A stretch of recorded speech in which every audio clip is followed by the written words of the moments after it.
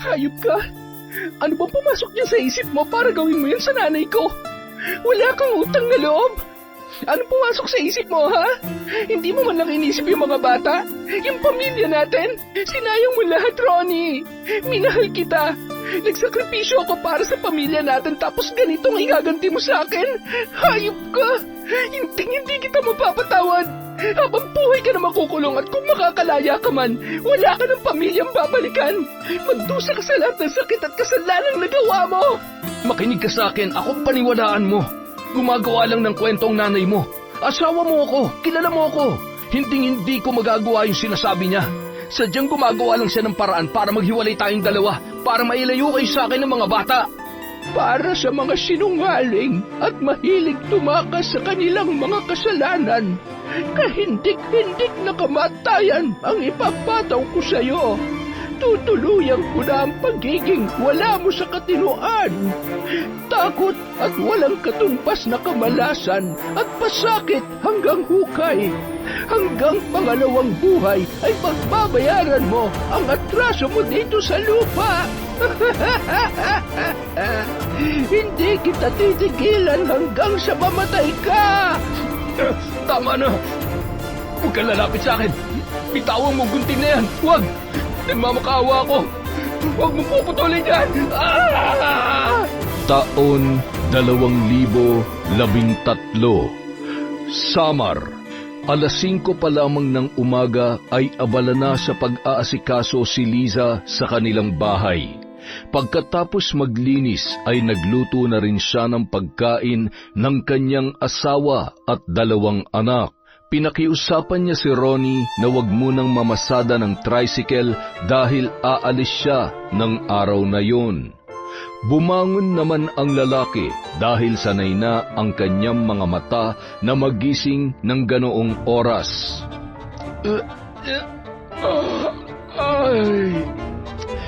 Good morning, mahal kong misis na napakaganda at napakasipag naman talaga, oo.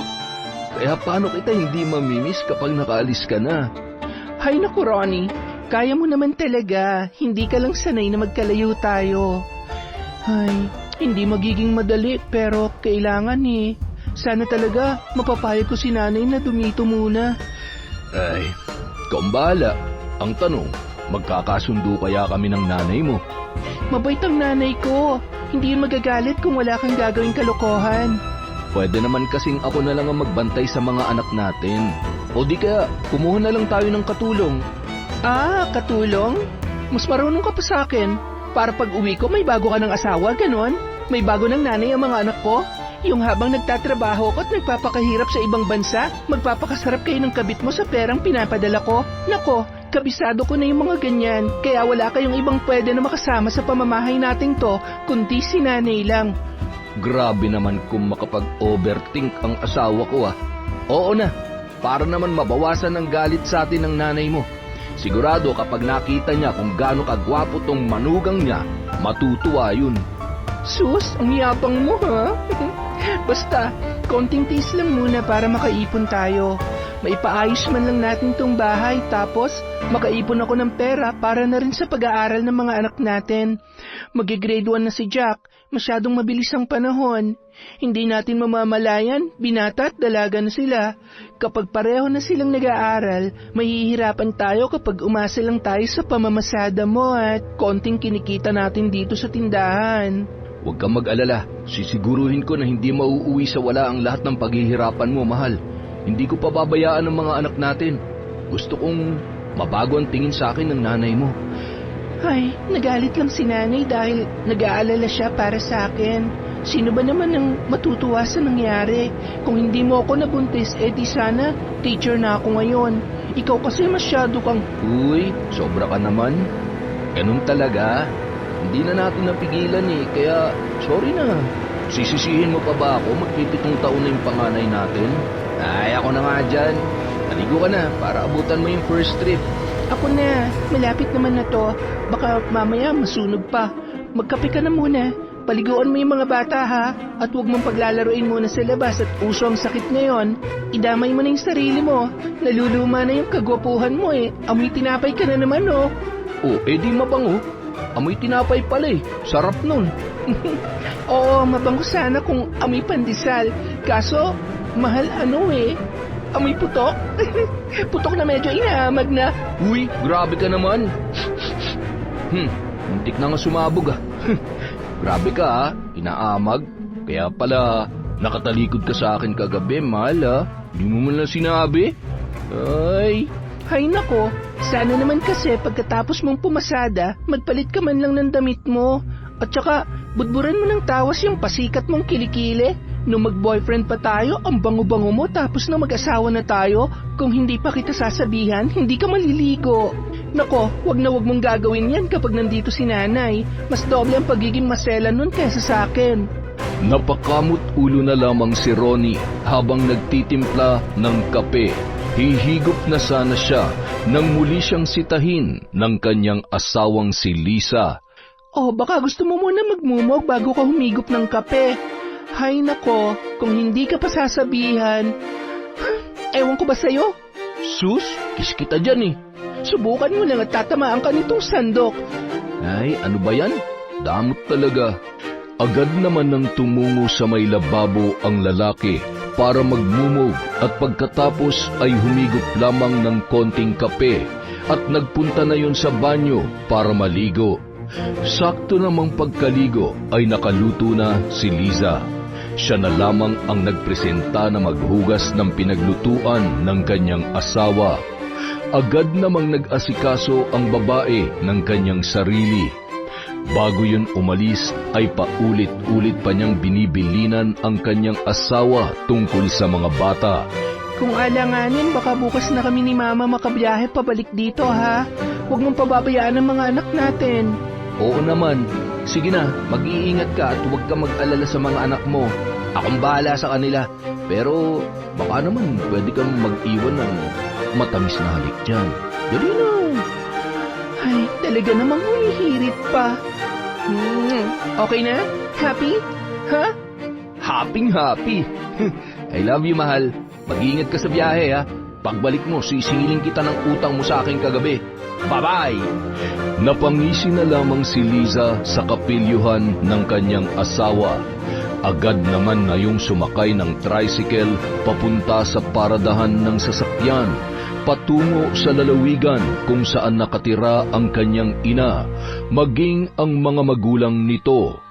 5 oras din ang kanyang biyahe at pagkatapos ay sumakay pa ng bangka papunta sa isang isla kung saan siya lumaki at nagdalaga. Bago sumakay ng bangka ay tinawagan niya muna ang kanyang ina na si Remy. Samantala, Dado, kanino ba yung cellphone na tunog ng tunog doon sa kubo, ha? Tingnan mo nga. Ay, akin ho yun, Nay. Huwag niyo na lamang pong intindihin. Bakit? Sino ba yung tumatawag? Huwag mong sabihin na may bago ka na namang manliligaw. Ay, Nay, lagpas 40 na ho ako. Sa tingin niyo, sa edad kong to, magpapaligaw pa ako? Hindi ko nga nagampanan na maayos ang pagiging nanay ko kay Lisa, tapos... sino nga yung tumatawag? Sino pa nga ba? Di ang mabait niyong apo. Oh, baka naman emergency. Bakit hindi mo sagutin at kausapin? Pambihira ka naman talaga, oo. Nagkamali lang yung anak mo, patawarin mo na. Aba, kung magalit ka naman, hindi mo man lamang ba naiisip kung kanino nagmana ng karapukan yung anak mo? Ay, oo na, pero magkaiba pa rin kami ng sitwasyon. Ginawa ko lahat para hindi siya matulad sa akin. Pinag-aral natin siya at hindi naman tayo nagkulang sa kanya sa pagpapaalala. Yun na nga. Nangyari na nangyari. Bakit? Ikaw ba? Nakinig ka ba sabi ng tatay mo nung pinagsasabihan ka namin na huwag kang papatol sa dayong tisoy na yon? Nay, nasa tamang edad na ako noon. At maayos na humarap sa atin ang tisoy na yon. Sadyang niloko niya lang talaga ako. Iniwan niya ako kaya kailangan kong itaguyod mag-isa ang anak ko. Siya, magkaiba yon.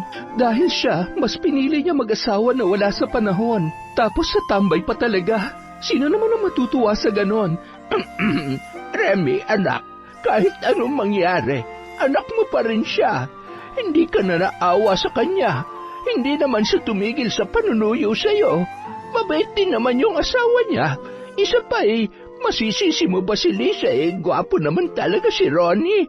Sus, aanhin mo yung gwapo kung hindi siya mabigyan ng magandang buhay. Tingnan nyo, 2 na agad ang anak niya at madadagdagan lang na madadagdagan yon. Ay nako, ewan. Alam mo, hindi naman siguro pababayaan ni Ronnie si Lisa at ang mga anak nila. Ayos lang namang hindi mayaman, basta nagsusumikap.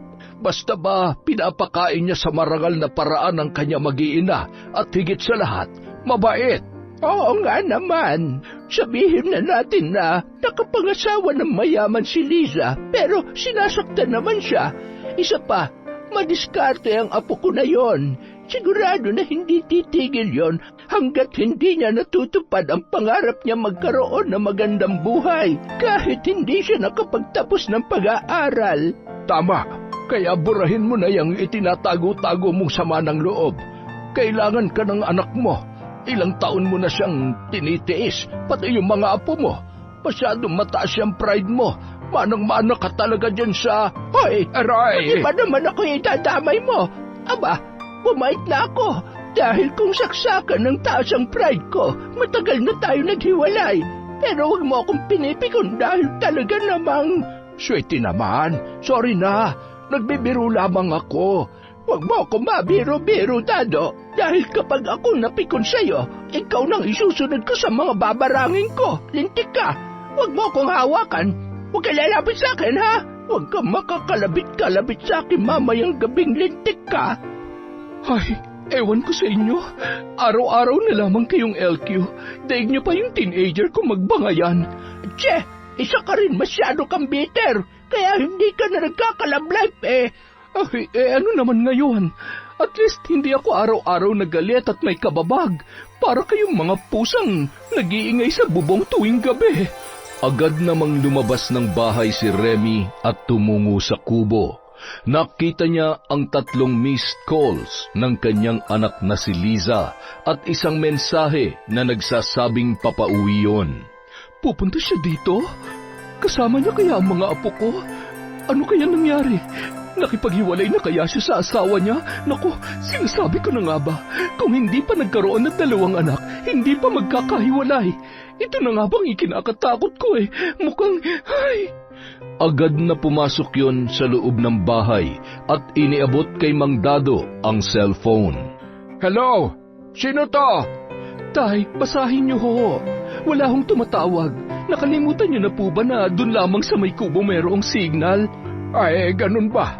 Tinitingnan ko lang naman kung mahahalata mo. Teka, niloloko mo ba ako, Remy? Alam mo namang malabo na itong mata ko pagbabasahin mo pa ako. Ay, oo nga ho pala. Si Lisa nga po pala yung tumawag. Pauwi raw ho siya rito. Palagay ko may pasalubong yun sa atin na problema. Ay, siya. Yun lang. Huwag naman sana. Baka naman namiss ka lang ng anak mo at hindi ka man lamang dumadalaw sa kanila.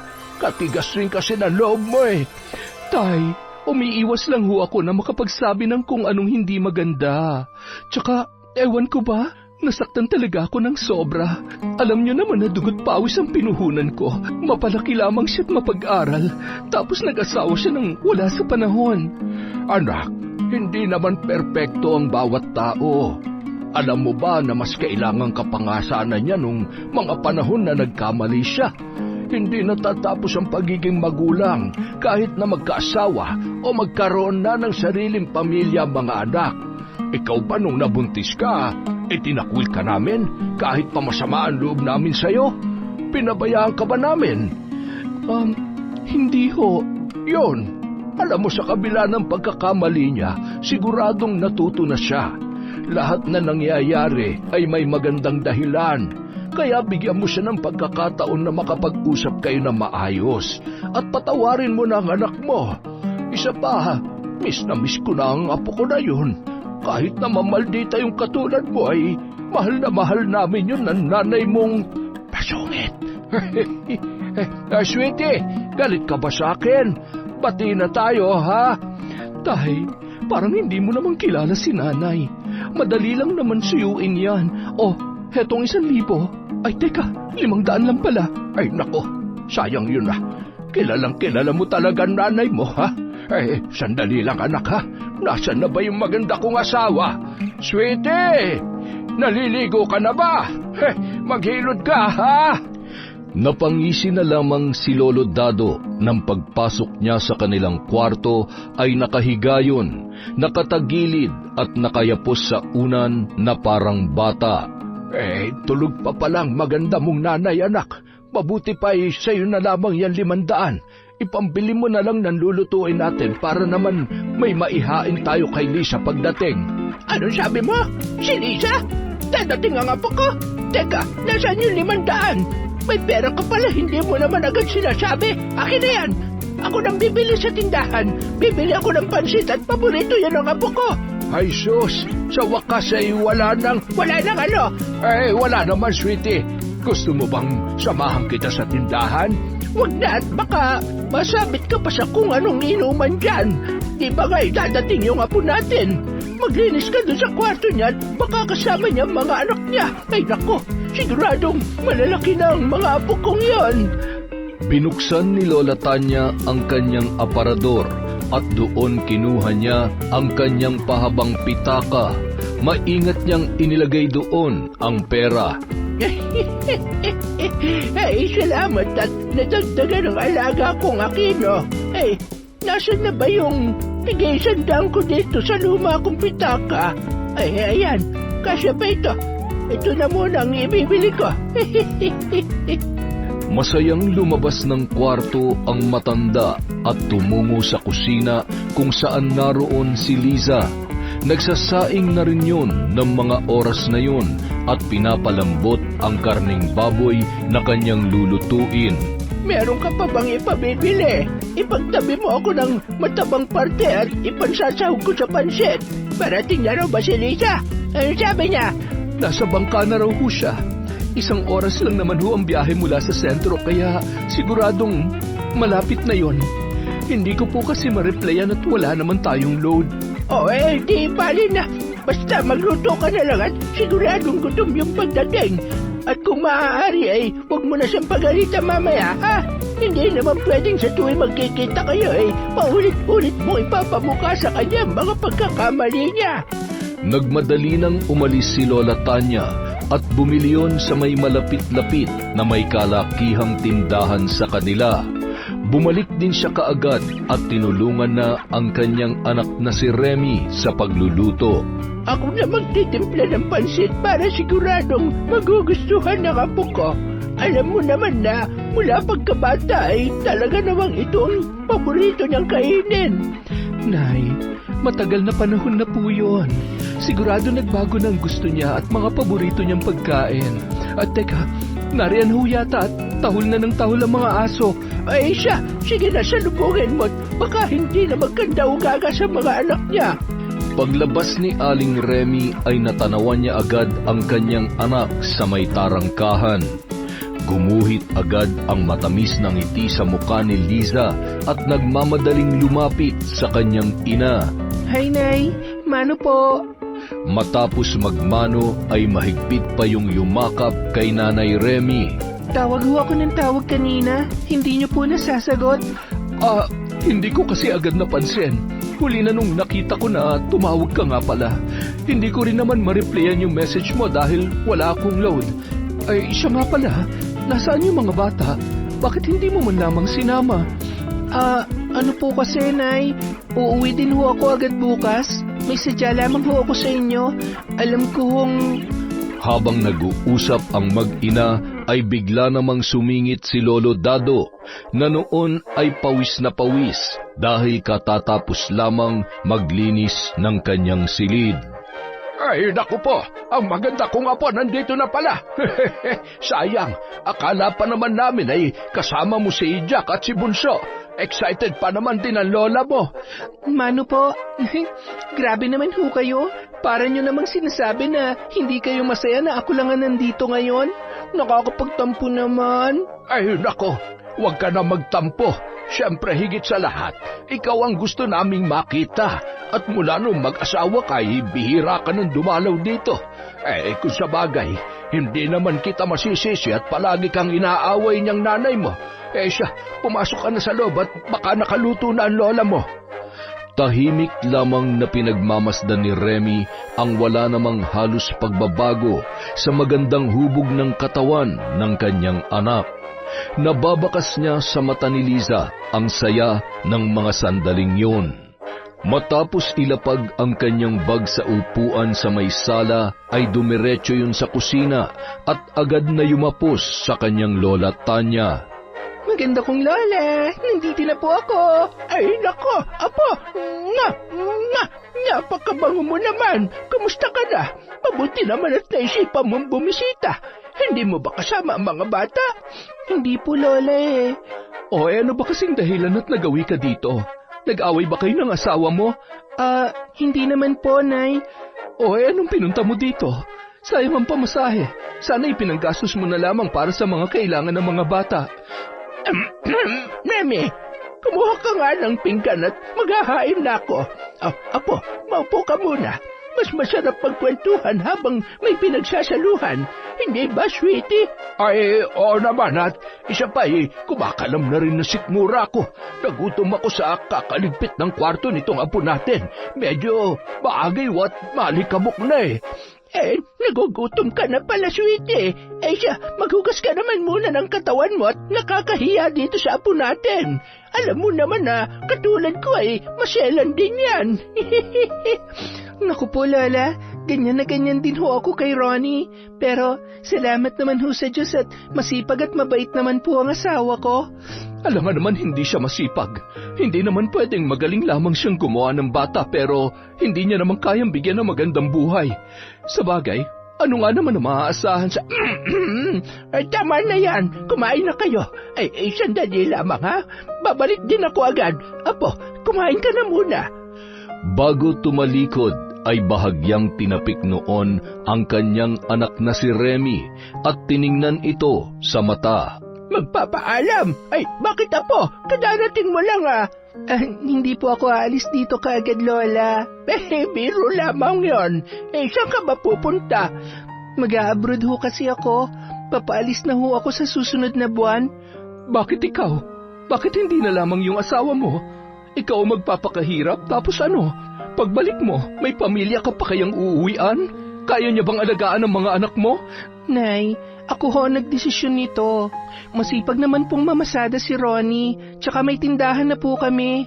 Ang iniisip ko lang ho ay para sa pag-aaral ng mga anak namin. Nay, alam kong maraming pwede mangyari sa pag-alis ko. Kaya nandito ho ako para humingi ng tulong sa inyo. Para ho maging maayos ang lagay ng mga anak ko, kung pwede ho sana, doon muna kayo sa amin. Tuloy pa rin naman ho ang pamamasada ni Ronnie at sayang naman ho ang kinikita niya, tsaka para mabilis ho kami makaipon. At talagang patitirahin mo ako sa bahay niyo kasama ang asawa mo? Nako, gaano ka naman nakasisiguro na magkakasundo kami? Alam mo naman na unang kita ko pa lamang doon, talaga namang kumukulo na agad ang dugo ko. Nay, masyado lamang ho kayong pinangunahan ng galit at inis sa asawa ko pero kung bibigyan niyo ho siya ng pagkakataon, mas makikilala niyo ho siya. Nay, sige na. Gusto rin ho kayong makasama ng mga apo niyo Lalo na ho si Jack, lagi niya ho kayong hinahanap. Sige na, Nay, please. Ay, kumain ka na. Huwag mo muna akong kulitin sa bagay na yan. Pag-iisipan ko. Sus! Kung ayaw yung nanay mo, mabuti pang ako na labang ang magbantay sa mga apo ko. Para naman kung kaya niyo pang mag-alaga ng bata. At isa pa, may iiwan niyo hubang buhay na nakasanayan niyo dito? Wala ho akong plano na saluhin niyang pagiging mambaparang ninyo. Yun naman pala di pumayag ka na sa gusto ng anak mo. Pambihira ka naman talaga, oo. Kung nag-aalala ka sa amin ng tatay mo, kaya ako nagdadalawang isip. Huwag mo nang isipin yun. Ayos lamang kami dito. Palagi mo na lamang kaming tawagan at paminsan-minsan ay dadalaw kami sa iyo at sa mga apo namin doon. Agad namang pumwesto si Lolo Dado sa kanyang upuan. Sabay naghain na rin ng pagkain sa kanyang pinggan. Oo nga naman, Remy. Pumayag ka na. Ako nang bahala sa nanay mo. Huwag ka mag-alala. Paliligayahin ko yan araw-araw. Amat, loko-loko ka. Hindi. Kapag wala ka, dodoblehin ko pa ang pasensya para sa kanya. Aba, tumigil ka nga dyan. Ako pa talaga itong... Kita nyo na? Nandito pa nga lamang ako at ang apo nyo ay nagbabangayan na naman kayo. Paano na lang kung wala ako dito? Anak, sumama ka na kay Lisa pabalik. Nandito ka o wala. Wala rin namang nagbabago dahil hindi kumpleto ang araw niya kapag hindi ako inaaway. Parang kinukulang lagi sa lambing. Bandang 5:00 ng hapon, nagdadalawang isip man ay napilitan na rin si Remy sa pakiusap ng kanyang anak. Kung sa bagay, mas mabuti na rin na ako ang magbabantay sa mga bata at nang mabantayan ko rin ang asawa niya. Baka mamaya ay masayang lamang ang paghihirapan ng anak ko. Aba, ano siya, sinuswerte? Nang mga oras na yun, kumatok naman sa pinto si Liza at sinilip ang ginagawa ng kanyang ina. Nay, tulungan ko na ho kayo mag-impake. Wag na, ako na lang. Konti lang naman to. Makipagkwentuhan ka na lang muna sa lola mo. Hindi ko po siya makita. Umalis po yata. Si Lolo naman po, nagsisiga sa likod bahay. Nandun yun sa may kubo. Malamang sa malamang, nagsasagawa na naman yun ng ritual. Ritual? Nanggagamot pa rin ho ba si Lola? Minsan nanggagamot, madalas nambabarang. Usong-uso at parami na rin ang malalakas na mambabarang dito sa atin. Isa din yan sa ikinakatakot ko kaya ayaw ko sanang iwanan sila dito. Ay, wala eh. Alam mo naman ang lola mo, walang sino man ang pwedeng magdikta sa kung ano ang gusto niya. Magagalit lamang kapag pinagsabihan ko. Siguro ay hindi yan titigil hanggat hindi nakakahanap ng katapat. Sabi po sa akin ni Lola dati, ginagawa niya raw ho yun para makatulong at turuan ng leksyon ng masasamang tao. Sandali lang ho, pupuntahan ko po siya. Matagal na panahon na ho kasi mula nung huli ko siyang nakita na ng babarang eh. Lakad-takbo na tumungo si Liza sa kubo at bahagyang sumilip sa ginagawa ng kanyang lola Tanya. Apo, may sadya ka ba? Wala naman po, Lola. Nakikiusyoso lamang po ako. Dalaga pa ho ako nung huli kong nakita ang mga gamit ninyo. Nakakamangha pong tingnan pero natatakot ka. Sadyang nakakatakot ito, Apo. Ngunit para sa katulad ko, nakabisado na at malawak na ang kaalaman sa bagay na ito. Parte na ito ng aking buhay. Hindi ko alam kung pagbabayaran ko ito sa pangalawang buhay, ngunit sa ngayon, masaya ako na marami akong natutulungan. Isa pa, hindi ko basta-basta ginagamit ang aking kapangyarihan ng walang malalim na dahilan. Katulad na lamang nang binarang ko ang tatay mo nung takasan niyang responsibilidad niya sa inyo. Deserve niya yon. Ay, meron po talagang mga ganong tao at tama po kayo. Hindi sa lahat ng oras matatakasan nila mga kasalanan na ginawa nila. Dapat lang naman sa kanila yon. Alam mo, Lola, nagpapasalamat ako at hindi ako tinakbuhan ni Ronnie. Nagsumikap kaming pareho. Pinagtutulungan po namin ng lahat. Sana nga po, hindi siya magbago eh. Ay, sana nga po. Ngayong mag-a-abroad ka, diyan masusubok ang katatagan nyo bilang mag-asawa. Distansya at oras ang kalaban ninyo. Pero sinasabi ko sa iyo, maging handa ka sa mga posibleng mangyari. Lalo na ngayon, kaliwat kanan ng tukso. Kaya nga po, isa rin po yan sa iniisip ko. Kaya gusto ko nandun si nanay. Mahihiya naman siguro siyang gumawa ng kalokohan. At isa pa, alam niya na kapag babae ng dahilan ng pag-aaway naming dalawa, tapos na. Kahit mahal ko siya, kahit may mga anak kami, hindi ko na siya bibigyan ng pangalawang pagkakataon. Tama yan na po. Kung sakit ng ulo, sama ng loob na lamang ang ambag ng lalaki sa buhay mo, mas mabuti pang buhayin mo na lamang mag-isa ang mga anak mo.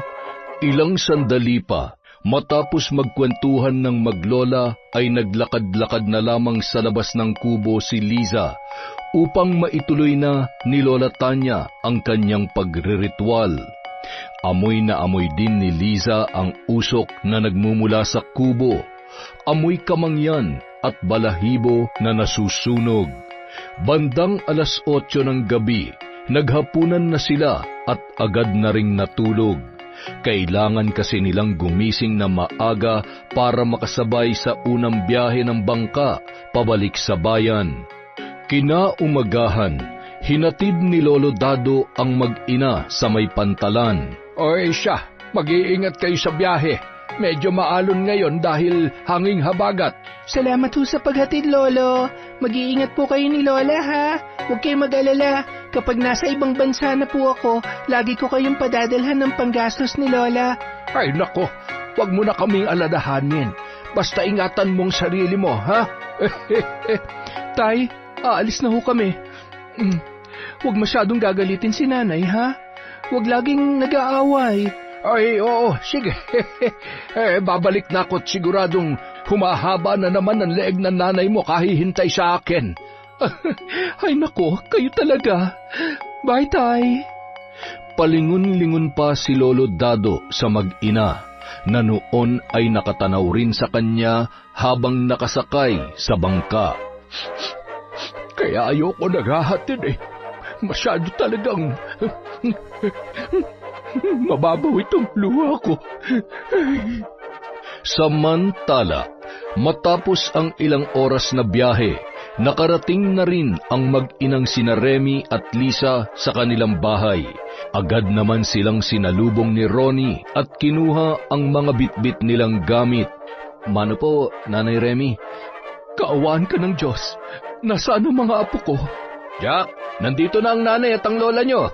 Nang marinig ng bata ang sinabi ng kanyang ama, ay agad noong binitawan ang remote ng TV at tumakbo papalabas. Agad yung yumapos sa kanyang lola Remy at pinaghahagkan naman yun ng kanyang lola. Nako, big boy ng apo ko Napakapogi at ang bango-bango. Thank you po, Lola. Pinaliguan po ako ni Tatay. Kami po ni Baby Bunso. Namiss po kita, Lola. Dito ka na po titira? Apo, pansamantala lang muna akong mag-aalaga sa inyo dahil... Dahil magwo-work si Nanay, malayo po dito? Napabuntong hininga na lamang at niyakap muli ang kanyang apo at iginiya niya yon papasok ng bahay. Nagkatinginan naman ang mag-asawa na sina Ronnie at Lisa na may konting lungkot sa kanilang mga mata.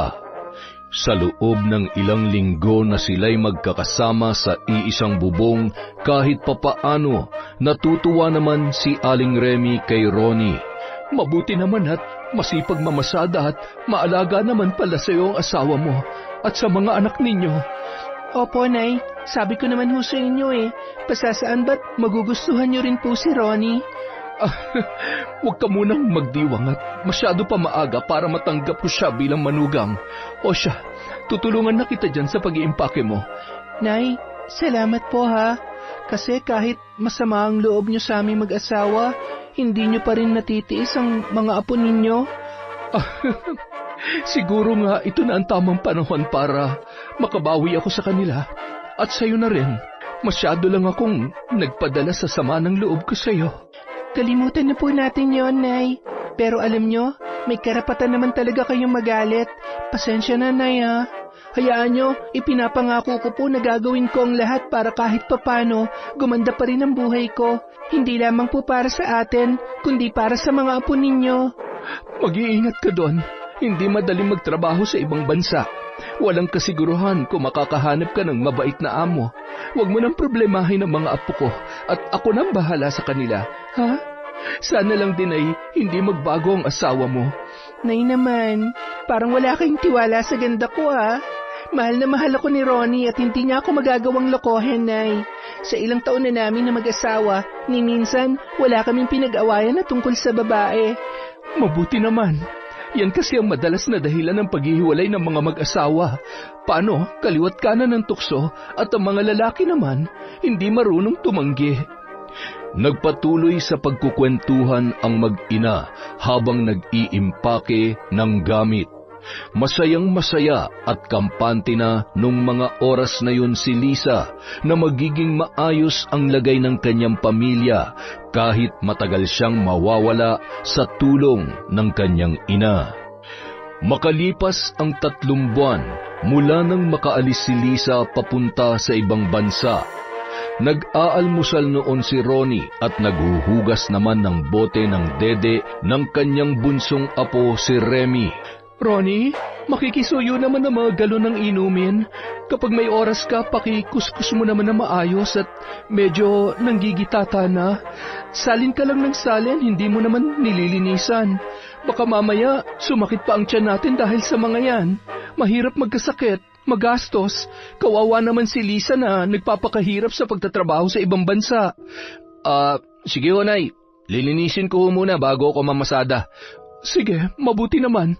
Ay, siya nga pala, mukhang ginabi ka yata ng uwi kagabi. Oo. Ano po kasi, nagkasiyahan lang po kami ng mga kasamahan kong tricycle driver. Napatagay lang po ng kaunti. Diyan nag-uumpisa yan. Ngayong wala ang asawa mo, pagkatapos ng trabaho, ilaan mo lang ang oras mo sa mga anak mo para iwas sa kung anong tukso dyan sa labas.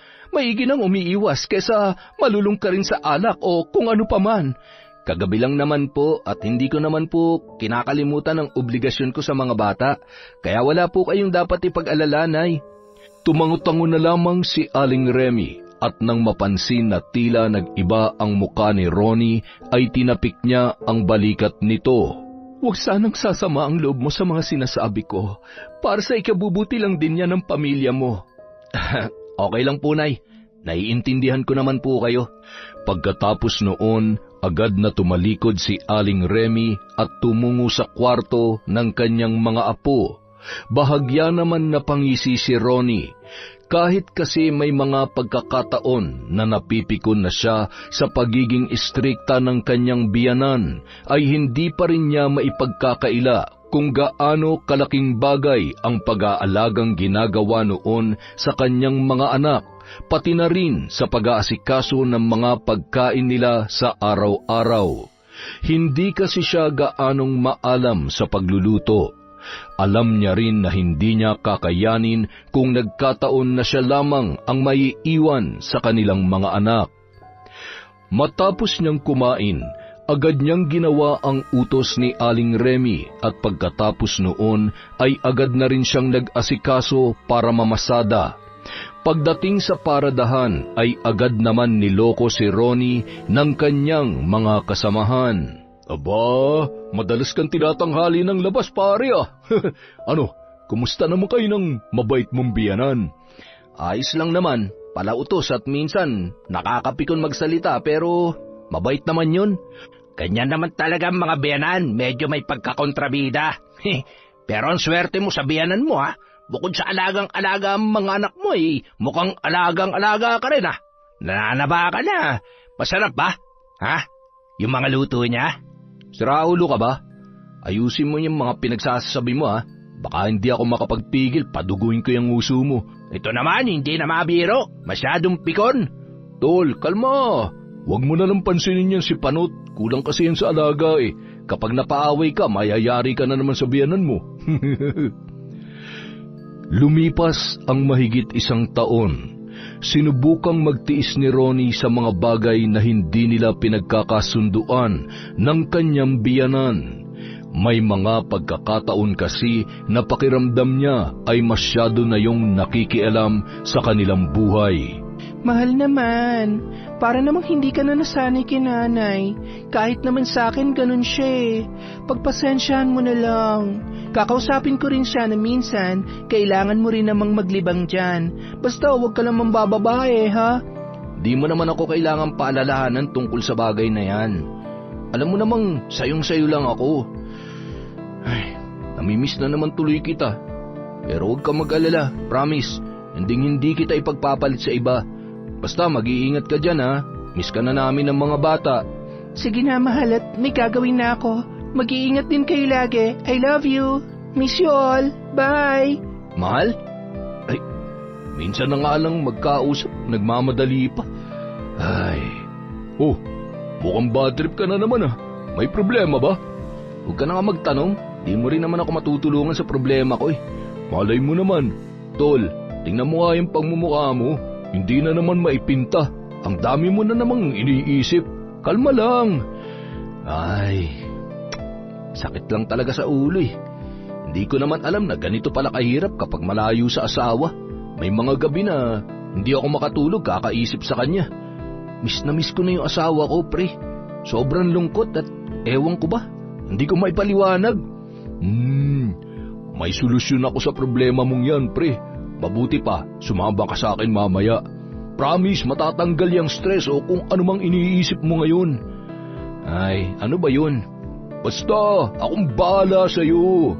Bandang 5:00 ng hapon, sumama si Ronnie sa kanyang kaibigan na si Mokong. Dinala siya nito sa bakanteng bahay, di kalayuan sa kanyang tinitirhan.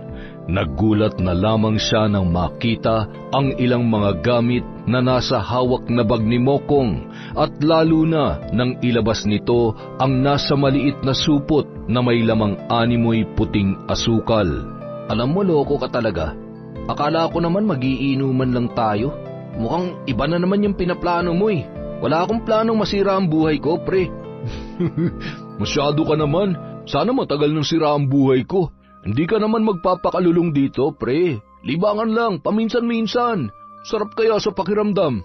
Promise yan. Walang bayad to, ha? Oo na. Sabi ko naman sa'yo, di ba? Akong bahala. Sigurado ka, ha? Hindi naman ako masisiraan ng bait dito. Masyado kong sigurista. Sa tagal na natin magkaibigan, ngayon ka pa magdududa. Stress reliever ko to, pre. Wala kang mararamdaman lungkot. Happy lang. Ganito lang yan. Nang mga sandaling yun, may kung ano ring nagtulak kay Ronnie na kumagat sa paandar ng kanyang kaibigan. Pagkatapos ay agad na rin siyang nagpaalam kay Mokong. Bago sila lumabas sa bakanteng bahay sa kanilang subdivision ay siniguro muna nila na walang nakakitang tao sa kanila. Habang nasa biyahe pauwi ay sobrang gaan ng kanyang pakiramdam at may pasigaw-sigaw pa yun na animoy masayang-masaya nang dumaan sa mga kasamahan nila sa paradahan ng tricycle. Pagdating sa bahay, masaya namang sinalubong yon ng kanyang anak na si Jack. Mula sa kwarto ay lumabas si Aling Remy nang marinig ang malakas na halakhak ng kanyang manugang na si Ronnie na nakikipagharutan sa panganay nitong anak na noon ay kanyang pasan-pasan. Daddy, ibaba mo na ako, Daddy. Ronnie, ano ba naman yan? Baka mapilayan yung anak mo sa ginagawa mo. Maaga kaya ta ngayon. Nanay naman, kapag ginagabi ako nagagalit kayo. Ngayon naman na maaga akong umuwi, nagtataka pa rin kayo. Walang masyadong pasahero, Nay. Siguro, nakabili na sila ng sariling sasakyan o tinamad maglalabas ang mga tao ngayon. Kain na lang ho kayo ng mga bata, ha? Maglilinis lang ho ako nitong tricycle para hindi sayang ang oras. Diba, Nay? Apir tayo, Nay! Apir! Ay nako, sige na nga. Apir-apir ka pa nalalaman. Ibaba mo na yung anak mo at baka mapilayan yan. Ay, anong nangyayari sa lokong to? Pawis na pawis at ngayon ko lang siya nakitang nagkaganyan. Hindi naman amoy alak. Sinundan pa ng tingin ni Aling Remy si Ronnie nang pumunta yun sa kusina at agad na nagbukas ng ref at binuksan ang wala pang bawas at malamig na soft drinks. Halos makalahati niya yon at pagkatapos ay uminom din ng napakaraming tubig. Nagtataka tuloy ang kanyang biyanan lalo na't hindi naman ganoon kainit ang panahon para mauhaw siya ng ganon. Kapansin-pansin din ang butil-butil noong pawis at parang hindi mapakali. Pakanta-kanta pa at habang naglilinis ng kanyang tricycle ay napakalakas ng boses kapag nagsasalita. Nang matapos yun sa kanyang ginagawa ay sumilip yun sa kwarto ng kanyang mga anak. Nakahiga si Aling Remy katabi ng bunsong anak nila ni Liza. Pareho nang nakatulog yon, pati na rin si Jack. Napalunuklaway siya habang nakatingin sa medyo nakaangat na duster ng kanyang biyanan, dahilan para makita niya ang maputi nitong mga hita. Nang dumako ang kanyang tingin sa may parting dibdib ni Aling Remy, ay tila ba lalong natakam ang kanyang mga mata. Napapahid pa yon ng pawis at sakto namang nagising ang kanyang biyanan. Oh, tapos ka na ba sa ginagawa mo? Ay, opo nay, katatapos lang ho. Mag-good night lang ho sana ako sa mga bata. Tulog na pala. Sa tagal mo ba namang naglinis ng tricycle inabot ka na ng ilang oras. Ay, kumain ka na. Initin mo na lamang yung sabaw. Busog pa naman ho ako. Bukas na lang po ako kakain. Napakunot noon na lamang ang ginang dahil alam niya kung gaano kalakas kumain ang kanyang manugang sa gabi. Lumabas naman yun sa kwarto at tumungo sa silid nito, sabay nagbukas ng TV. Pinatay niya naman agad yon nang hindi magustuhan ang kanyang pinapanood, hanggang sa mahawakan ang kanyang cellphone at doon na lamang nanood ng maselang palabas. Inabot na siya ng madaling araw, hindi man lamang nakakaramdam ng antok. Naulit nang naulit ang ganoong eksena sa kanilang bahay, hanggang sa hinahanap-hanap na ng katawan niya ang ipinagbabawal na gamot, hanggang sa nakaramdam na siya ng panghihina kapag hindi gumagamit noon. Ngunit sa tuwing umuuwi yung sabog, ay pasimple niyang pinagpapantasyahan ang kanyang biyanan na si Aling Remy. Minsan, pasimple niya pa yung kinukunan ng picture at pinagnanasahan, bagay na hindi niya kayang pigilan dahil nahihirapan na siyang kontrolin ang kanyang sarili. Isang araw, naikwento ni Remy kay Liza ang mga kakaibang ikinikilos ni Ronnie, ngunit mariin namang itinanggiyon ng lalaki. Kung ano-ano na lang talaga napupuna sa akin ni nanay. Masyado niya naman akong paboritong siraan sa'yo. Wala akong ginagawang kalokohan, ha? Alam mo namang mahal na mahal kita at ang mga anak natin. Isa pa, takot ko lang sa nanay mo. Paano naman ako maglolo ko? Umuwi ka na nga. Miss na kita, mahal eh. Maawa ka naman sa akin, oh. Konting tiis na lang, mahal. Patapos naman ang kontrata ko. Huwag mong pababayaan ang sarili mo dyan, ha, at ang mga bata. Pagpasensya mo na kung palagi kang napagtitripan ni nanay. Wala yun. Sanay na ako, mahal. Mag-ingat ka rin dyan, ha? I love you. I love you too. Sige na, ibababa ko na to. Alam mo naman, walang katapusan ng trabaho ko dito. Sandali lang, mahal. Pakis naman, oh. Mahal? Mahal? Wisit. Pampira naman talaga. Isang umaga, tulog na tulog pa ang mga bata. Kababangon lamang noon ni Ronnie. Pulang-pula ang kanyang mga mata at ang gaan ng kanyang ulo. Hindi naman kasi siya makatulog ng maayos. Iihi sana siya, ngunit narinig niya ang wagaswas ng tubig mula sa banyo. Nasisiguro niyang naliligo ang kanyang biyanan nung mga sandaling yon.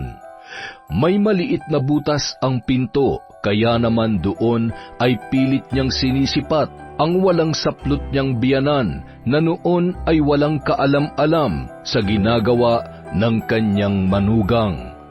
Nang papatapos ng maligo ay agad naman siyang nagtago. Sinundan niya pa yon sa may silid nito at dahil komportable na sa bahay, hindi na naisara ng maayos ni Aling Remy ang pinto ng kanyang kwarto.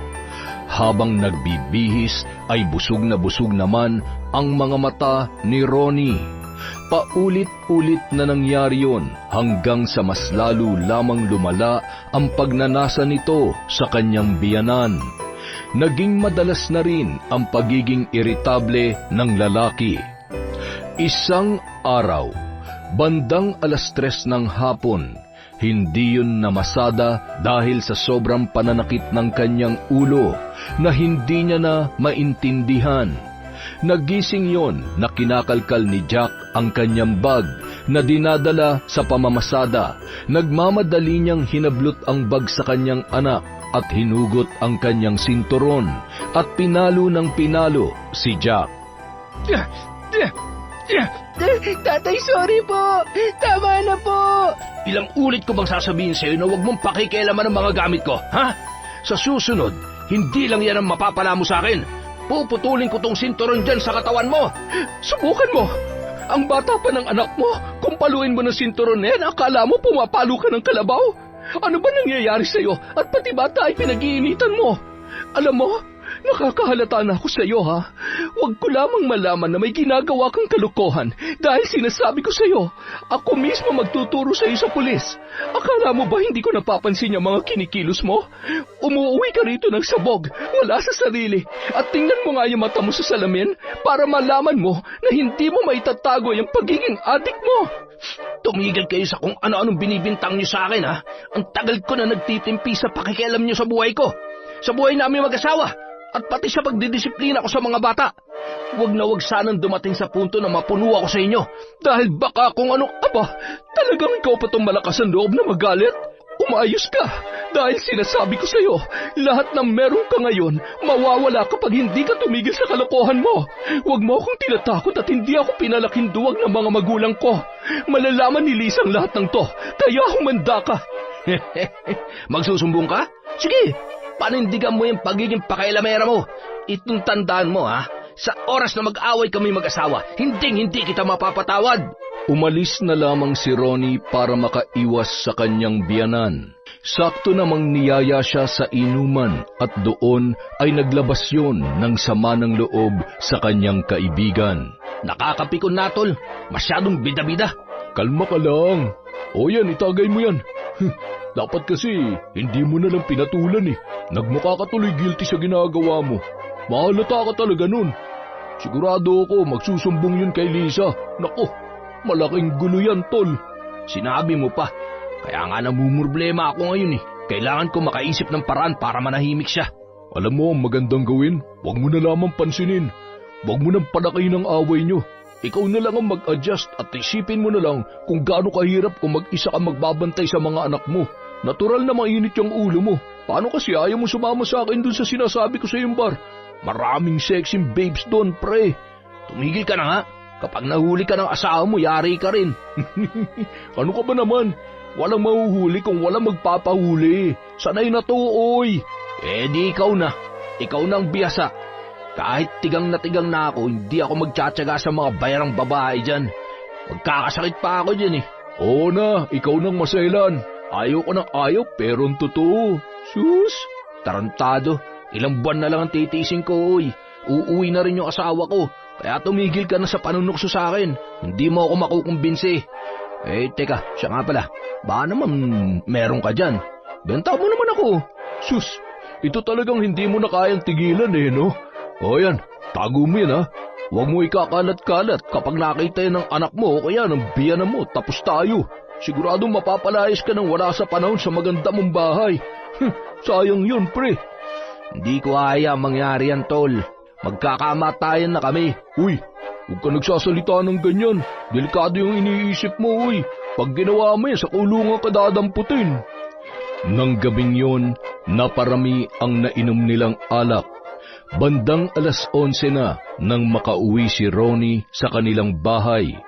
Nagtahulan ang mga aso at nang akma niyang bubuksan ang pinto ay nakalakyon.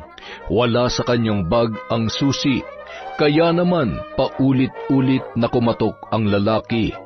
Hanggang pagbuksan na siya ni Aling Remy. Bagamat masama pa rin ang loob dahil sa naging sagutan nila ay agad ring tumalikod yun at hindi man lamang siya kinausap. Ngunit naging mas agaw pansin kay Ronnie ang suot ni Aling Remy na pantulog. Dahil nakatalikod, bakat na bakat ang matambok noong likuran na kanyang pinagmamasdan habang papasok sa banyo. At nung mga oras na yun ay bigla na lamang may kung anong pumasok sa kanyang isipan. Tumungo siya sa may kusina at kinuha ang kutsilyo na may katamtamang haba at isinuksok sa kanyang tagiliran. Dali-dali yung nagpunta sa may pinto ng banyo at nag-aabang sa paglabas ng kanyang biyanan. Paglabas ni Aling Remy ay bigla na lamang siyang hinila ng lalaki sa kanyang buhok. Aray! Ano ba? Bitiwan mo ko! Huwag kang pumalag kung ayaw mo masaktan. Ronnie, kung nagagalit ka kapag pinagsasabihan kita, naiintindihan ko. Pero hindi mo kailangan gawin sa akin to. Sabi na manahimik ka eh. Sige, subukan mo pang ibukay ang bibig mo kung ayaw mo itara ko to dyan sa tagiliran mo. Susundin mo ang gusto ko kung ayaw mo masaktan, pati ang mga apo mo. Kinaladkad ni Ronnie si Aling Remy patungo sa isang silid at doon ay matagumpay niyang pinagsamantalahan ang kanyang sariling biyanan. Pwede ba tumigil ka na sa kakaiyak mo? Huwag na huwag mo tong pararatingin sa asawa ko dahil sisiguruhin ko na hindi mo magugustuhan ang mga susunod na mangyayari. Isa pa, pwede ko namang sabihin sa asawa ko na inakit mo lang ako kaya ako natukso. Tsaka, asawa niya ako, mahal na mahal ako ng anak mo. Kaya sa ating dalawa akong paniniwalaan niya. Lalo na't alam niya na wala ka ng ibang ginawa kundi ang hanapan ako ng butas sa sarili kong pamamahay. Isa pa, sigurado naman ako na nagustuhan mo yung ginawa natin eh. Nag-enjoy ka naman, di ba? Kung makaungol ka, panalo eh. Mula ngayon, pupunan mo lahat ng pagkukulang sa akin ng anak mo. Hayop ka talaga. Sa tingin mo, hayaan kong gawin mo sa akin ang paulit-ulit to. Sisiguruhin ko na malalaman ni Lisa ang baho ng pagkatao mo. Demonyo ka! Demonyo pala? Pwes, paluluhurin kita sa harapan ng demonyong tinatawag mo. Lord, ano pang hinihintay mo? Susunod ka o tutuluyan kita, ha? Sa halip na lumuhod, nakipag-agawan yon ng kutsilyo kay Ronnie. Kinagat niya yun sa braso dahilan para mabitawan ng lalaki ang kanyang hawak at tumilapon yun sa sahig. Buong lakas namang ginamit ni Ronnie ang kanyang tuhod at tinamaan sa sikmura si Aling Remy na noon ay namimilipit sa sakit. Nagmamadaling dinampot ni Ronnie ang kutsilyo hanggang sa nandilim ang kanyang paningin sa galit at nasaksak niya ang kanyang biyanan sa tagiliran. Nabitawan ni Ronnie ang kutsilyo nang bigla niyang marinig ang pag-iyak ng bata na nagmumula sa may pintuan. Bad ka, tatay! Anong ginawa mo kay Lola? Lola! Nung mga sandaling yun, walang kasing bilis na tumakbo papalabas ng bahay si Ronnie. Lola! Lola, may sugat po kayo! Apo, huwag ka nang umiyak. Huwag ka matakot. Pwede bang lumabas ka at humingi ka ng tulong sa kapitbahay natin? Agad namang tumango ang bata at tumakbo papalabas at nagsisigaw habang umiiyak. Ilang sandali pa, nagsilabasan na ang kanilang mga kapitbahay at isinugod sa ospital si Aling Remy. Isa sa mga malapit na kaibigan ni Lisa ang pansamantalang nag-asikaso sa mga bata. Nang malaman ni Lisa ang nangyari, ay agad naman yun nag-asikaso papauwi sa Pilipinas. Mabuti na lamang ay naintindihan siya ng kanyang mga amo. Tinawagan ni Remy sina Lola Tanya at Lolo Dado na siyang nagbantay sa kanya sa ospital. Maswerteng nasalinan agad siya ng dugo at hindi malala ang kanyang kalagayan. Gayunpaman, sariwa pa rin ang tahi ng kanyang sugat, ngunit lingid sa kaalaman ng lahat ang katotohanan na pinagsamantalahan pa siya ng kanyang manugang. Saan ba nagtago ang hayop na yon? Kailangan niya managot sa ginawa niya sa'yo. Hayaan mo siya magtago sa ngayon. Nasisiguro ko nagagapang rin naman siya pabalik, papuntang hukay ng kamatayan. Makalipas ang 5 araw ay nakalabas na rin ng ospital si Remy at nung araw ding yun ay paparating na si Liza. Samantala, hindi ka pwede dito, tol. Pasensya na talaga. Ayaw kong madamay sa gusot na kinasangkutan mo. Nagagalit na rin ang asawa ko. Alam mo, Mas makabubuti kung sumuko ka na lang sa mga pulis o di kaya humingi ka na lang ng tawad sa nangyari. Sabihin mo na lang na lasing ka at hindi mo alam kung ano yung ginawa mo. O di kaya naman ay magpanggap ka na lang na baliw para may malaking dahilan ka para malusutan niya ang kasalanan mo. Sige na pre, umalis ka na rito. Kapag nadatnan ka pa ni Mrs. dito siguradong magagalit sa akin yun. Baka pati ako palayasin niya. Wala nang nagawa pa si Ronnie. 6:00 ng gabi, naglakad-lakad yon at itinatago ang muka sa kanyang itim na sombrero at umiiwas sa maraming tao hanggang nakarating siya sa isang bahay na nababatid niya na walang nakatira. Dumaan siya sa may kusina at sakto namang hindi nakalak ang pintuan kaya agad siyang nakapasok. Luma na ang mga gamit na naroon, ngunit malinis pa rin naman ang buong kabahayan. Pagkaakyat niya ng pangalawang palapag ay agad niyang napansin ang ilang makina na ginagamit sa pananahi. Natatakpan ang mga yon ng iba't ibang kulay ng tela. Dumiretso siya sa isang silid at humiga sa isang luma ngunit may kalakihang katre. Maya-maya, biglang tumunog ang kanyang cellphone at agad niyang sinagot yon. Pinakiramdaman niya muna kung sino ang nasa kabilang linya. Ronnie, alam kong nakikinig ka. Kung nasaan ka man ngayon, nakikiusap ako. Umuwi ka na kung gusto mo mapatawad pa kita at makita pa mga anak mo. Kung gusto mong patawarin kita, harapin mo ang mga kasalanan mo. Mahal, umuwi ka na ba? Mahal, patawarin mo ako. Hindi ko ginusto ang nangyari. Hindi ko sinasadya. Ayoko makulong. Kailangan mo makinig sa akin. Kung gusto mong maunawaan kita at maayos natin to, umuwi ka na ngayon din. Kapag hindi ka nagpakita, pasensyahan tayo. Palakad-lakad si Lisa sa silid kung saan nagpapagaling pa rin ang kanyang ina. Apo, alam kong mahirap para sa iyo nangyaring ito, pero hindi ito ang tamang panahon para maging mahina. Isang malaking desisyon ang gagawin mo at alam ko na malinaw na sa iyo kung anong kayang gawin ng asawa mo. Hindi ko alam ang dapat kong maramdaman. Pakiramdam ko, kasalanan ko ang lahat ng ito. Kung hindi ko lang sana pinilit si nanay, baka sakaling hindi nangyari to. Ginawa mo lang kung anong alam mong makabubuti para sa mga anak mo. Lisa, apo, hindi mo ba naisip na kung nag-adik ang asawa mo na wala dito ang nanay mo, baka kung ano nangyari sa dalawa mong anak? Umupo ka nga muna dito sa tabi ko. Nahihilo na ako sa iyo. Mabuti naman at mahimbing ang tulong ng nanay mo. Nararamdaman ko, nakakagat si Ronnie sa plano mo. Ilang sandali lamang, nagsidatingan na ang mga pulis at halos kasunod lamang noon ay siya rin namang pagdating ni Ronnie. Teka, anong ibig sabihin nito? Lisa, mag-usap tayo. Makinig ka muna sa akin. Hayop ka. Anong pumasok dyan sa isip mo para gawin yun sa nanay ko? Wala kang utang na loob. Ano bang pumasok dyan sa isip mo, ha? Hindi mo man lamang iniisip yung mga bata, ang pamilya natin. Sinayang mo lang ang lahat, Ronnie. Minahal kita. Nagsakripisyo ako para sa pamilya natin tapos ganito iaganti mo sa akin. Hayop ka. Hindi kita mapapatawad. Habang buhay ka na makukulong at kung makalaya ka man, wala ka ng pamilyang babalikan. Magdusa ka sa lahat ng sakit at kasalanan ginawa mo. Maniwala ka sa akin. Akong paniwalaan mo. Gumagawa lang ng kwento ang nanay mo. Asawa mo ako. Kilala mo ako.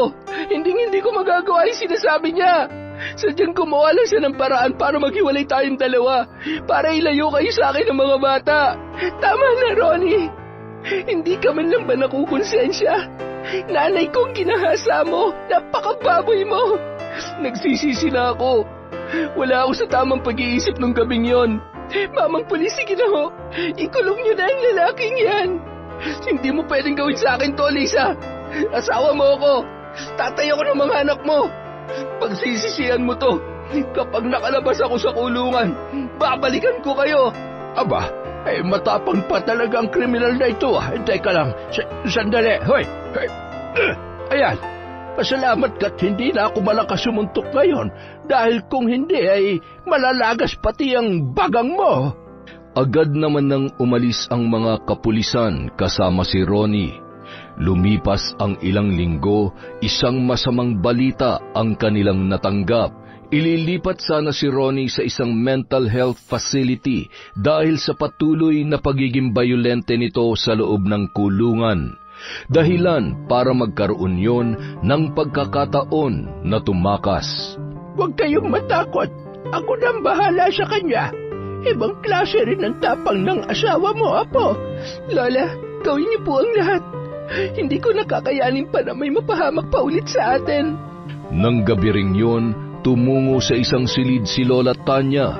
Dala ang kanyang gamit sa pambabarang at doon ay nagsagawa siya ng taimtim na pagriritual. Gumagapang sa sahig ang mga insekto, manika na tadtad ng karayom at ang aklat ng karunungan na noon ay hawak ni Lola Tanya habang bumibigkas ng mga kahindik-hindik na salita. Para sa mga sinungaling at mahilig tumakas sa kanilang kasalanan, kahindik-hindik na kamatayan ang ipapataw ko sa iyo. Tutuluyan ko na ang pagiging wala mo sa katinoan, takot at walang katumbas na kamalasan at pasakit hanggang hukay. Hanggang pangalawang buhay ay pagbabayaran mo ang atraso mo dito sa lupa. Hindi kita titigilan hanggang sa ikaw ay mamatay. Ramdam ni Lola Tanya ang kakaibang ihip ng hangin mula sa labas ng bintana ng silid na yun. Lumalagablab ang sindi ng mga kandila sa bawat bigkas niya ng mga salita. Samantala, bumalik sa isang lumang bahay si Ronnie at doon ay nagtago. Agad siyang nagkulong sa kwarto at isinara ang pintuan. Humiga siya sa katre, dala ng matinding pagod na kanyang nararamdaman. Maya-maya, nagising siya nang maramdaman niyang tila ba may nakabara sa kanyang ilong. Napabahing yun kasabay ng pagtilamsik ng buong dugo at ilang piraso ng animoy patay na tipaklong at may mabahong amoy. Nasuka siya at bahagyang nakaramdam ng pagkahilo. Pinilit niya maglakad patungo sa banyo. Ngunit napaatras siya nang may marinig na mga yapak ng paa, kasabay ng pag-andar ng makina sa pananahi. Halos mapalundag siya at ilang ulit na kinusot ang kanyang mga mata. Namamalik mata ba ako? May multo ba sa bahay na to? Hahakbang pa lamang muli yun nang bigla namang bumigat ang kanyang mga paa hanggang sa mapaupo na siya sa sahig, hanggang sa makitang isa-isang dumurugo ang kanyang daliri at napapahiyaw yun na animoy binubunot ang kanyang kuko at sinusunog ang kanyang talampakan. Sigaw ng sigaw ang lalaki kasabay ng pagbagsak ng kisame sa kanyang tapat, na noon ay may napakaraming alupihan na kulay pula. Pinagkakagat siya noon at umaalingaw-ngaw ang kanyang paghiyaw dahil sa matinding sakit ng mga kagat na kanyang nararamdaman. Patuloy sa paglupasay yon hanggang sa nakaramdam ng paninikip ng kanyang dibdib. Sa isang iglap, nawala naman ang mga alupihan, ngunit hindi pa rin siya makahinga ng maayos dahil sa sobrang sakit ng mga kagat noon. Maya-maya, bigla siyang tumayo at may kung anong puwersa na humihila sa kanya. Inilipat siya sa isang umaandar na makina sa pananahi at doon isinalang ang kanyang mga daliri. Tumilamsik ang kanyang dugo at napahawak siya sa kanyang mga mata nang biglang may kung anong matulis na bagay na tumusok doon. Tama na, hindi ko na kaya. Huwag niyo naman akong pahirapan ng ganito. Maawa kayo sa akin. Kailangan pa ako ng asawa at mga anak ko. Samantala, kailangan pala, ha? Ang kapal ng mukha mong manyakis ka. Ngayon matatapos na rin ang paghihiganti ko sa iyo. At hindi makukumpleto yon kung hindi mo mararanasang mawalan ng sandatang pinagyayabang mo. Sa kabilang banda, habang hawak ang kanyang kamay na punong-puno ng dugo, ay napaupo yun at hingal na hingal. Alam kong may kinalaman ka dito, Lisa. Hindi ka man lang naawa sa akin. Lintik lang ang walang ganti kapag nagkaroon ako ng pagkakataon. Kukunin ko sa iyo mga anak ko. At ikaw naman na magmamakaawa sa akin na makita sila. Pilit sanang tatayo si Ronnie nang may makita siyang anino na papalapit sa kanya. Pakinig na pakinig niya ang bawat hakbang noon sa sahig na yari sa tabla. Bigla naman nagbukas ang isang drawer at doon ay lumutang ang napakaraming malaking gunting. Nahulog ang mga gunting sa pribadong bahagi ng katawan ni Ronnie, dahilan para lalong mapalakas ang kanyang pagsigaw. Agad noong ginupit-gupit ang pang-ibaba niyang suot.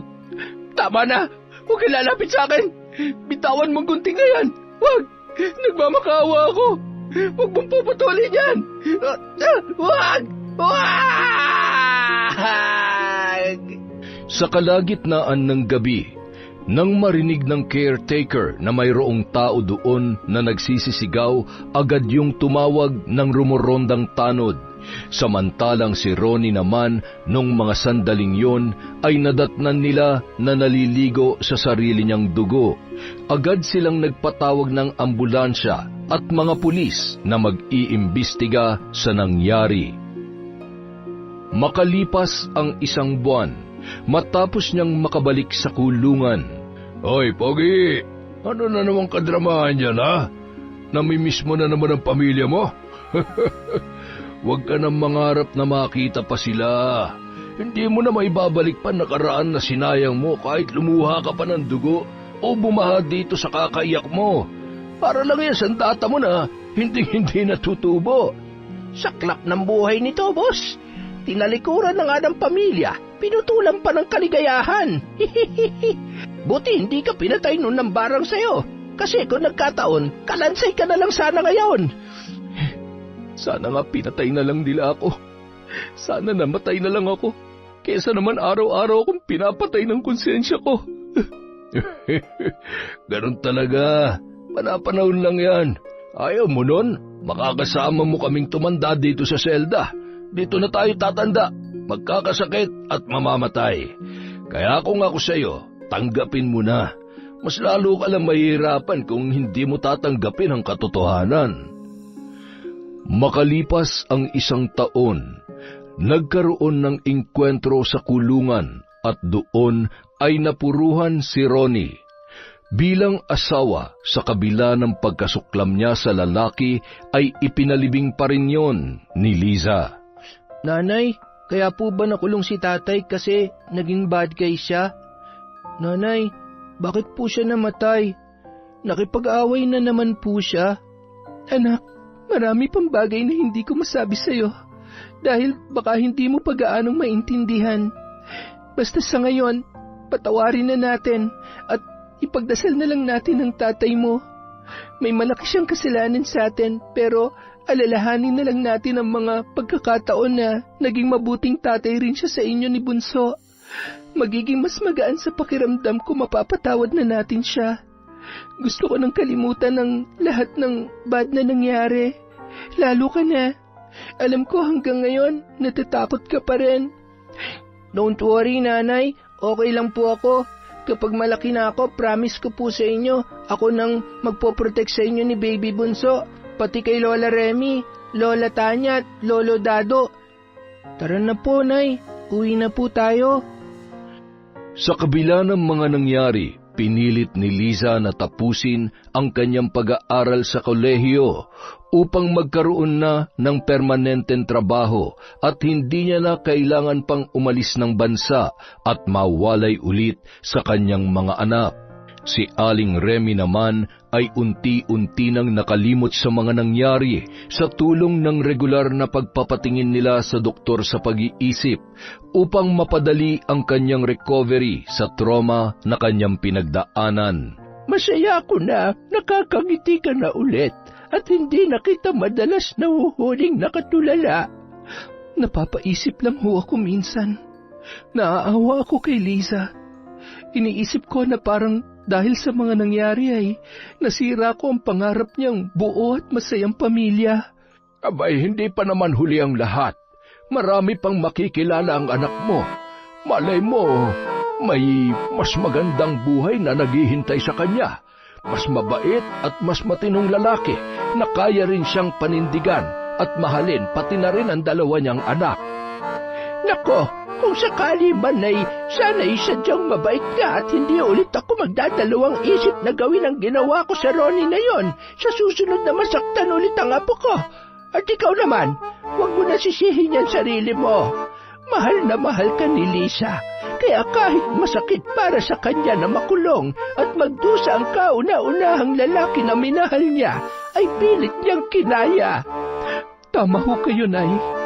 Nagpapasalamat ako dahil napakatapang niya. Yun ang bagay na minana niya sa akin. Sa'yo lang ba? Hindi ba pwedeng sa lola naman?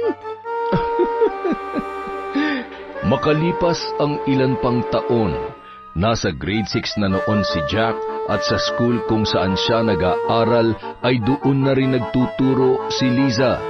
Sabay kong pumasok hanggang uwian ang mag-ina. At kung minsan naman sinusundo sila ng bagong lalaki na nagpapatibok ng puso ni Liza. Sa tuwing nakikita niya na masayang-masaya ang kanyang mga anak sa bago nilang kinikilalang ama na si Axel, ay nagkakaroon siya ng pag-asa sa kabila ng takot na muling magkamali sa lalaking pagkakatiwalaan at mamahalin. Isang public attorney si Axel at nagkakilala sila nung kasagsagan ng pag-aasikaso niya ng kaso laban sa kanyang asawa. Isang hapon, matapos silang ihatid sa bahay, ay masaya ring bumabayon sa sasakyan nito at bumati sa mga matatanda at maging kay Aling Remy.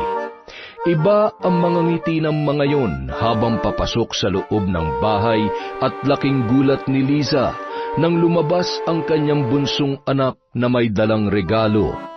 Maya-maya, iniabot ni Axel ang bulaklak na kinuha niya sa mesa kung saan nakahain ang masarap na pagkain. Thank you. Ano bang meron? Hindi ko naman birthday ngayon eh. Wala namang may birthday. At katatapos lang ng anniversary natin. Para saan to, ha? Gusto ko sanang hingi ng kamay mo sa harap ng mga mahal mo sa buhay. Alam ko na natatakot kang sumugal ulit. Pero gusto kong malaman mo na kapag tinanggap mo ako sa buhay mo, mabubura na lahat ng masakit na nakaraan mo. Mamahalin kong lahat ng mga mahal mo, lalo ng mga anak mo, Liza. Kaya sana, bigyan mo rin ako ng pagkakataon na maging asawa kita. At ipinapangako ko na magiging maayos at masayang pamilya natin. Mahal mo naman ako, hindi ba? Oo, pakakasalan ka ng apo ko, siyempre. Nako, napakapogi at ang bango talaga nitong manok ko. Amoy mabait, maaasahan, at sagad sa kabaitan. Apo, huwag ka nang tumanggi. Ay, nako, halika nga dito ka sa tabi ko. Nakakahiya ka, para mas kinikilig ka pa kaysa sa apo natin Nandito lamang ako kung sino-sino pang sinasabi mong gwapo. Kapag ako'y naglalambing sa'yo sa gabi, galit ka. Ay, Nay, Tay, moment po ito ng apo ninyo. At bago kong manugang, kaya kung pwede lang, huwag niyo naman silang sapawan. Mamaya na kayong magbangayan dyan, o kaya naman magkulong na lamang kayo sa kwarto. Ayoko nga, baka mamaya magpumilit na naman yung tatay mo na sundan ka pa. Ay nako, kayo talaga. Para masaya ang lahat at maging masaya na rin ako. Oo na, yes, I will marry you. Ang bango-bango nga naman ang future husband ko. Narinig niyo ho yan? Wala nang bawian to, ha? Sabi ko naman sa iyo, hindi na kita pakakawalan dahil mahal na mahal kita. Ay, tama na yan. Kumain na tayo at kumakalam na ang tiyan ko. Ay, masyado na akong naiinggit na rin sa inyo. Hey, sus! Ito talaga mister ko. Huwag ka na magtampot kahit amoy lupa ka na. Ikaw pa rin naman ang number 1 sa akin. Huwag ka na mainggit sa kanila. Mwah! Salamat naman sa napakaganda kong misis. Alam mo, Axel, katulad mo, masaya rin ako nang dumating sa buhay ko itong Lola Tanya ninyo. Kahit araw-araw ay inaaway ako, siya pa rin na nagpapasaya sa akin. Kayo ho, Lola. Gano'n niyo kumahal si Lola at magtagal kayo ng ganyan? Hindi ko nga rin alam po siguro wala na lamang akong magawa. Hindi namang gwapo pero mahal na mahal ko yan. Yon, isa na namang petmalong kwento mula sa Kwentong Enteng. Maraming salamat po ulit sa inyong pagtsatsaga. Dahil dyan, meron na naman tayong shout out. Simulan natin kay Frances Remuel Velches. Hi po kay Joan Pionelo, kay Evelyn Reyes, kay Jelin Sapra from Taiwan. Hi po kay Bicolanang Magayon, kay May Megs. Hello po kay Lea Cruz, kay Sarina Dulangan from Saudi Arabia. Hello po kay Domingo Susuya. Hi kay Malu Suklan at Eina Lagrosa, kay Rima Shonagi. Hi po kay Joel de la Cuadra. Hello kay Vicky Yabut, kay Tita Serrano, kay Noemi Garcia Pabunan. Hello po kay Josel Gregorio, kay Josefina Fuelias, kay Boss Manny Maniego. Hi din po kay Lirio May Aquino, kay Cherilyn Dasalia, kay Harjam Estoche. Shout out kay Sally Roldan, kay Dens Yaf 73.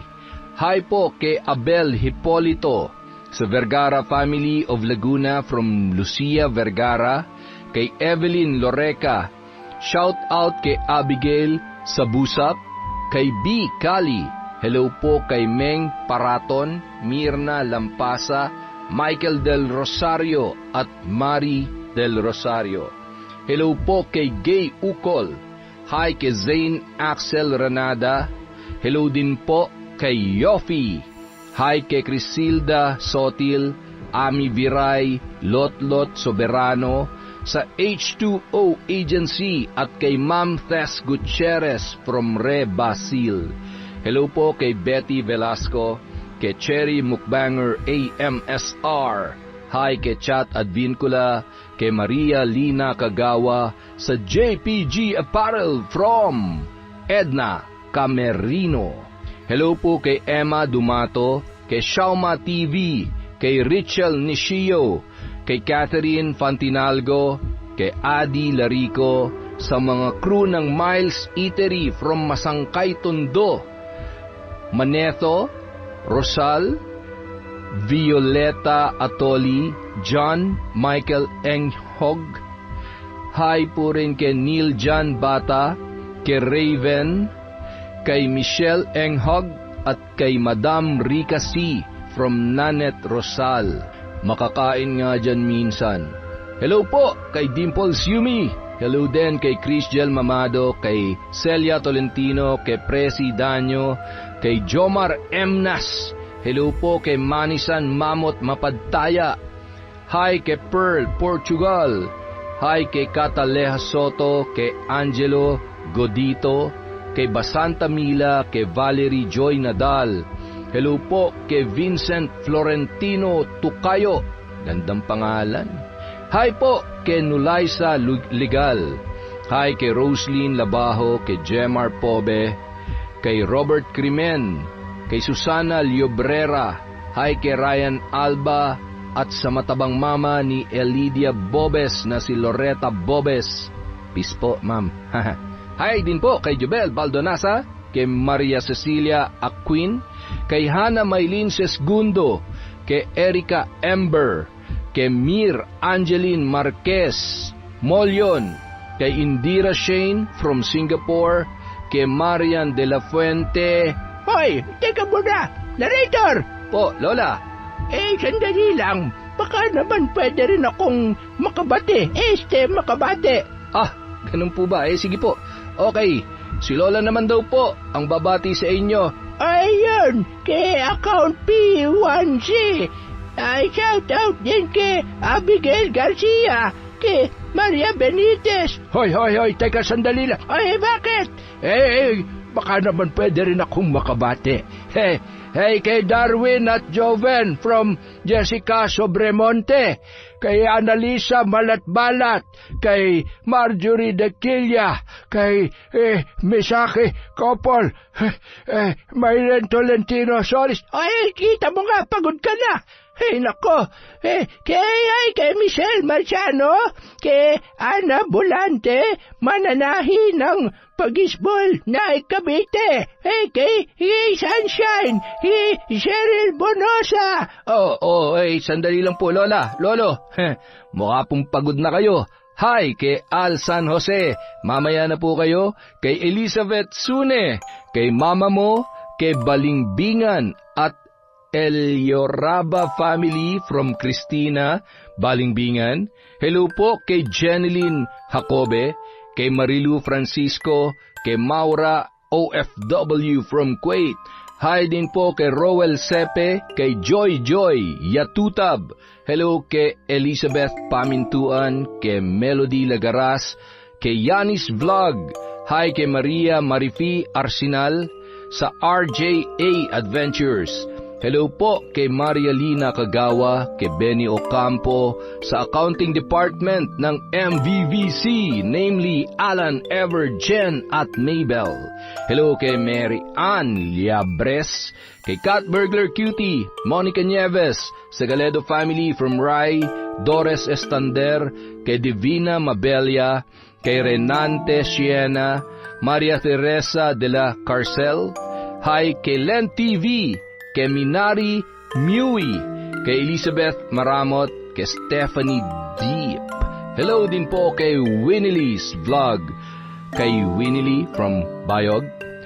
Hi kay Vivian Asi, kay Eusebia Fajardo, kay Tat765.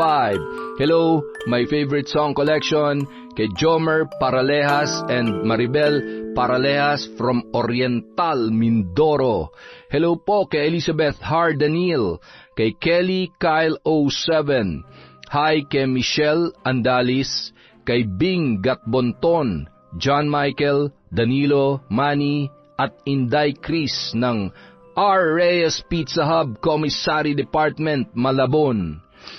Masarap kaya dyan ang pizza. Hi din po kay Chris Alcantara, kay Jessie May Geraldizo, kay Melanie Braza, at sa mga kaloko-loko. Hello din po, and lastly kay Alex Perez.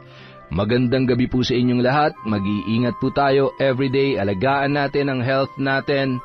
Maraming salamat po sa walang sawang pagsuporta sa Kwentong Enteng.